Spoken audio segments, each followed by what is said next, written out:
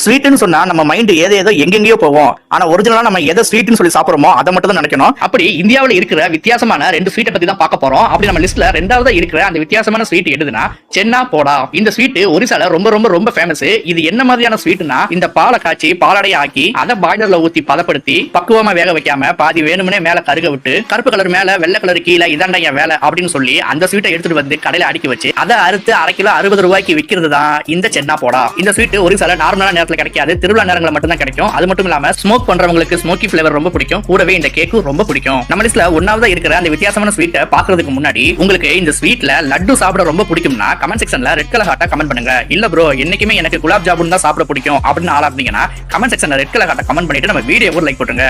இப்போ நம்ம லிஸ்ட்ல 1வது இருக்கிற அந்த வித்தியாசமான ஸ்வீட் என்னதுன்னா மாவா ஜிலேபி. நம்ம ஊர்ல பாத்தீங்கன்னா ஜிலேபி வந்து எதுல பண்றாங்களா, மைதா மாவுல பண்ணுவாங்க. ஆனா மத்திய பிரதேசத்துல பாத்தீங்கன்னா இந்த மாவா ஜிலேபியை காய்கறியை வச்சு பண்றாங்க. அந்த மாவா அப்படிங்கிற பேர் வந்து வீட்லயே ஒரு காய்கறிகளை வச்சு செய்யக்கூடிய ஒரு மாவு தான். அதை வச்சு தான் இந்த ஜிலேபியை செய்யறாங்க. நான் முத இதை பத்தி கேள்விப்படும் போது நம்ம ஊர்ல இருக்கிற அந்த கருப்பட்டி மிட்டாயோட கம்பேர் பண்ணி பார்த்தேன். ஆனா உண்மையை சொல்லணும்னா இதுக்கும் அதுக்கும் எந்த ஒரு சம்பந்தம் இல்ல. 2 ஸ்வீட்டோட டேஸ்டும் வேற வேற தான். ஆனா இந்த 2க்கும் இருக்கிற ஒரே ஒரு தொடர்பு என்னதுன்னா அந்த வளைவான வளைவு மட்டும் தான். அதை தவிர்த்து பார்த்தா இது ஒரு மஜாவான ஸ்வீட்னு சொல்லி மத்திய பிரதேசல சொல்லிக்கிறாங்க.